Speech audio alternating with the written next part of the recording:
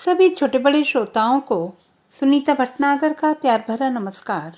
Audio stories के हमारे channel कहानी जगत में आप सभी का स्वागत है।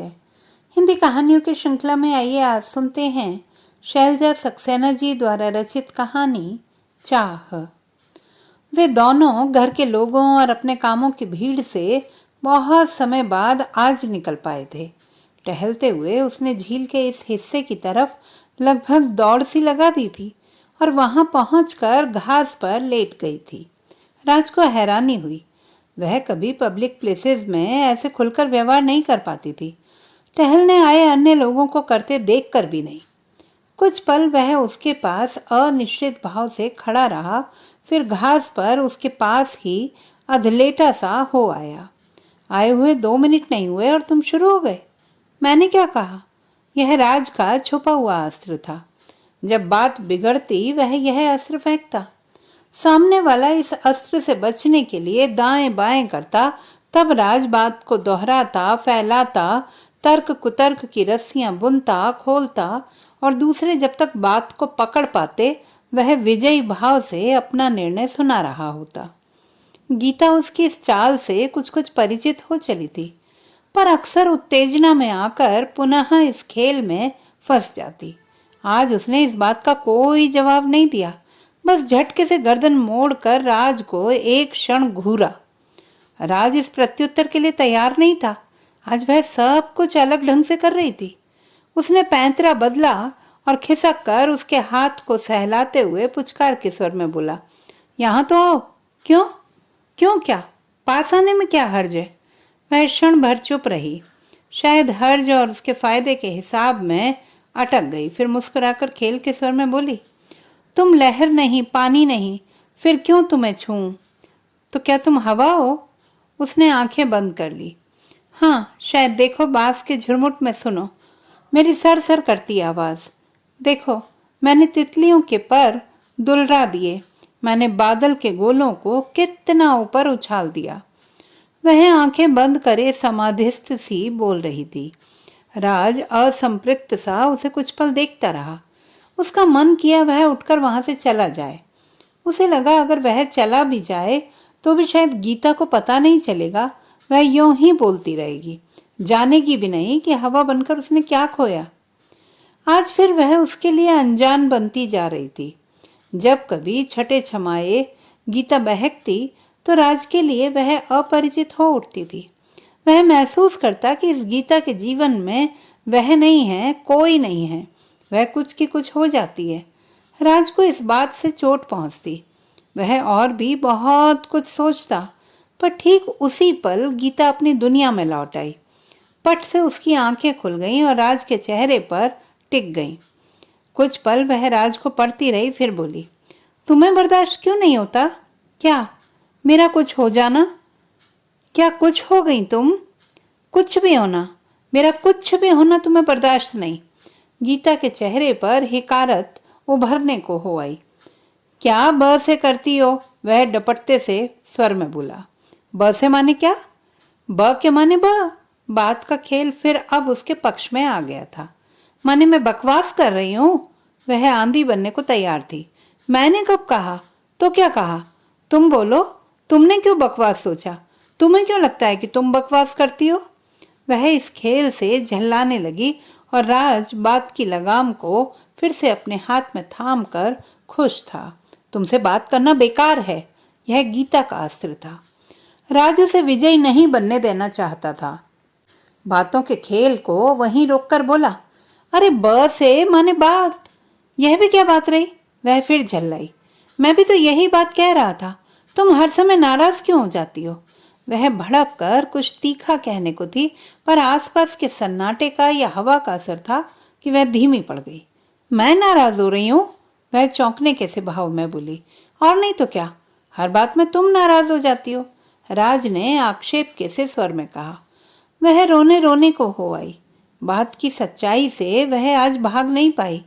धीमी सी सरसराहट के से स्वर में उसने कहा, मैं कतरा कतरा मोहब्बत बनकर तुम्हारी बाहों में पिघलना चाहती थी। उसका स्वर पनीला हो गया। बह जाना चाहती थी, सब बहा देना चाहती थी, अपने भीतर का और तुम्हारे भीतर का। राज चुपचाप उसके मन की गहराइयों से उभरती आवाज को सुनता रहा, पर उसमें बहने को तैयार नहीं हुआ। ऐसा कभी कभी होता था। गीता का पनियाया हुआ स्वर उसके मन की चट्टानों पर बहने लगता। वह स्वयं भी बहने को हो आता, पर उसे अपने मन की चट्टान तोड़ना मंजूर न था। चट्टान ढहने के बाद क्या होगा वह नहीं जानता था। उसे डर लगता वह गीता जैसा हो जाएगा, या उसके नियंत्रण में चला जाएगा, या फिर कुछ नहीं रहेगा। वह स्वयं नहीं जान पाता। अजाने की आशंका उसे कठोर बना देती। वह अपनी जमीन कसकर थाम लेता और गीता की पनीली आवाज उस पर बेअसर बहती रहती। उसकी चुप्पी ने गीता के बहने को बांध दिया। वह थके से स्वर में बोली, कुछ कहते क्यों नहीं? सुन रहा हूं, वो तो देख रही हूं, पर बात का कोई जवाब या प्रतिक्रिया नहीं होती क्या? मुझे नहीं पता कि तुम कैसे सवाल कर रही हो। गीता की आंखों में लहरें उभरने को हो गईं। वह उतरते अंधेरे में झील के स्याह पड़ते पानी को ताकने लगी। राज क्यों जिद करता है? क्यों नहीं उसके बहाव को अपने बाहों में बांध कर सीने में उतार लेता? गीता उसके भीतर का सैलाब देखने को अकुला जाती, पर वह इतना निसंप्रक्त सा बैठा गीता का बहना देखता रहता कि गीता को अपने पर शर्म आने लगती। खुद पर बेतरह गुस्सा उमड़ता कि वह इतनी कमजोर क्यों पड़ जाती है। चट्टान होने में राज की ताकत है तो वह भी चट्टान क्यों नहीं बन जाती? कभी कभी उसे 7वीं 8वीं कक्षा में पढ़ी हुई पंक्तियां याद आ जाती थी। रसवी आवत जात ते सिल पर परत निशान। क्या यह कहावत सच थी? राज पर तो कोई असर नहीं दिखाई देता है, पर इस बीच इतने निशान उसके अपने दिल पर पड़े हैं कि उसकी भावनाओं के पंख तक काले पड़ गए हैं। फुर्सत मिलने पर कभी वह आईना देखती तो पूछती, तुम कौन हो? अपरिचित शक्ल आईने में विद्रूपता से हंस देती, तेरी गलती। पर मैंने क्या गलती की? एक गलती? छाया हंसती, गलती पर गलती की है तूने। वह कातर हो उठती, क्या किया मैंने? बह जाने की इच्छा, क्या यह कम बड़ी गलती है? तुम कौन सी दुनिया में हो? लोग कुछ बनने जोड़ने की भागादौड़ी में लगे हैं, तुम बह जाना चाहती हो, बहा देना चाहती हो। जो है उसको खत्म करने में क्या अक्लमंदी है? छाया मुंह सिकुड़ती, सब किताबी बातें। लगता है शरद चंद्र को ज्यादा ही घोटा है तुमने।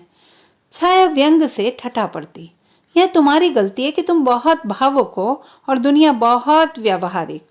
तो आज की दुनिया में भावुक होना गलत है एक हद तक, और मैं वह हद तोड़कर आगे बढ़ गई हूं क्या?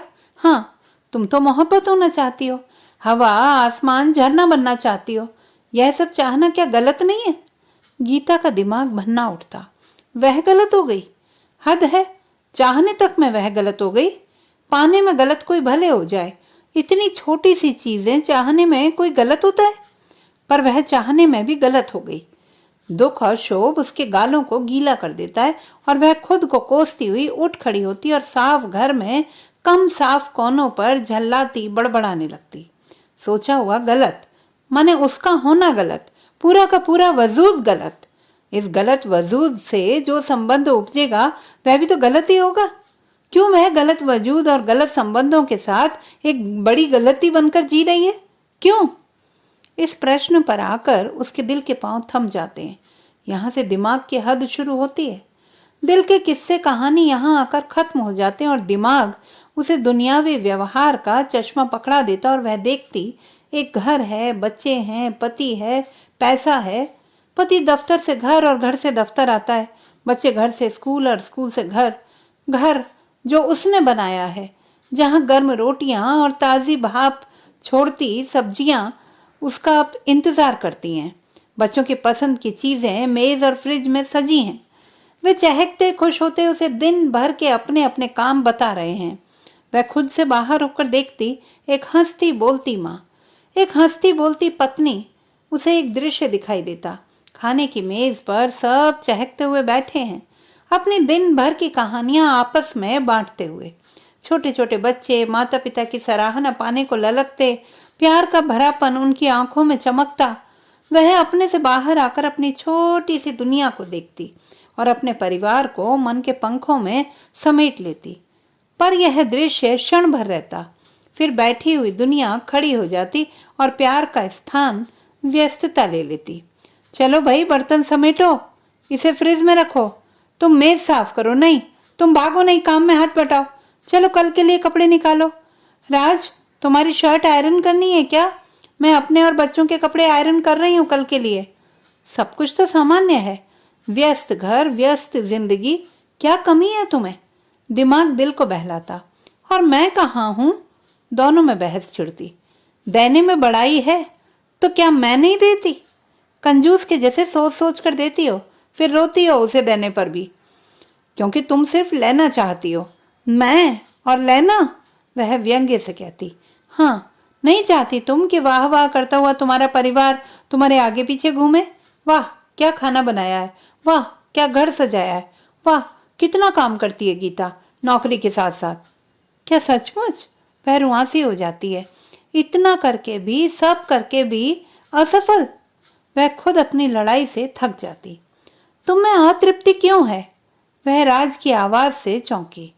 वो अभी तक झील किनारे बैठे थे। अपने भीतर उतर कर वह कहां से कहां तक घूम आई थी, पर यथार्थ में अपनी जगह से इंच भर भी तो नहीं हिली थी। वह ऊबे स्वर में बोली, अब चलें? नहीं, मैंने कुछ पूछा तुमसे। मुझे नहीं पता। कुछ तो पता होगा। पता नहीं, वही छोटी छोटी बातें। तुम्हारा काम में हाथ न बटाना, बच्चों से चक चक, सुबह से शाम तक भागम भाग, सब कुछ ठीक करने की कोशिश में सब गलत हो रहा है, ऐसा लगता है। सभी तो ऐसे ही जीते हैं। तुम अकेली तो हो नहीं। जानती हूँ, फिर क्यों ये सब सोचती हो? पता नहीं। वह खुद को खोलने से डरने लगी। खुलेगी तो ऐसी बिखरेगी कि संभालना मुश्किल हो जाएगा। तुम ही हो ऐसी, बाकी सब तो ऐसे नहीं करती। अच्छा? उसने राज को अंधेरे में घूरने की कोशिश की, जैसे पूछती हो, तुम्हें कितनी कामकाजी औरतों के दिल मालूम हैं? और क्या? वह विजयी से स्वर में बोला। मैंने सोचा मेरी जैसी और भी होंगी जो भीतर और बाहर के अधूरेपन से लड़ रही होंगी।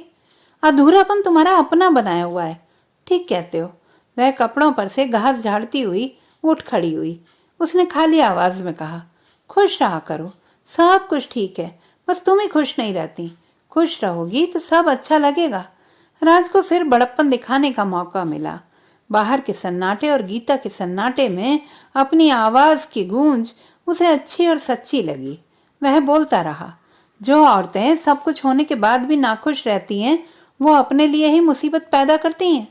तुम खुश रहोगी तो हमें सब ज्यादा खुश कर सकेंगे। कहते कहते वह उसकी ओर खिसक आया। बोलो, और सबसे ज्यादा खुश रहूंगा मैं। गीता एकटक उसकी ओर देख रही थी। उपदेशों की बैंडेड दूसरों से भले वह बर्दाश्त कर ले, पर राज के उपदेश सुनना उसे खिजा जाता है।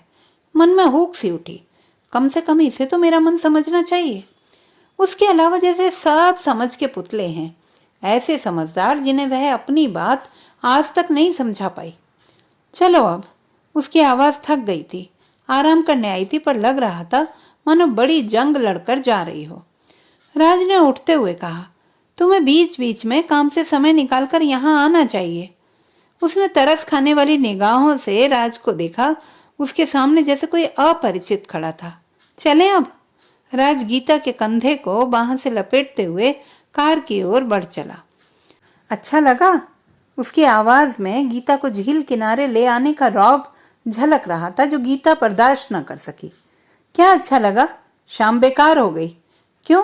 ऐसा क्या हुआ? उसे बहसते देख राज आश्वस्त हो गया। बातों का परिचित खेल फिर उनके बीच पसरने लगा था। दोनों जब तक कार में बैठे वे अपनी अपनी पोजीशन संभाल चुके थे। झील का पानी अब गाढ़ा स्याह हो चला था और आसमान के काले ढक्कन में 2-4 तारों के नगीने खूबसूरत लग रहे थे। हवा घास की जड़ों में सुरसुरा रही थी और पक्षियों का कलरव एकदम शांत पड़ गया था। राज ने कार स्टार्ट करी और बैक कर पार्क के दरवाजे से निकलकर घर के पहचाने रास्ते पर मोड़ दी। तो दोस्तों, ये थी हमारी आज की कहानी। आपको कैसी लगी कमेंट बॉक्स में लिखना ना भूलें। चैनल को सब्सक्राइब करें, लाइक करें और मित्रों के साथ शेयर करें।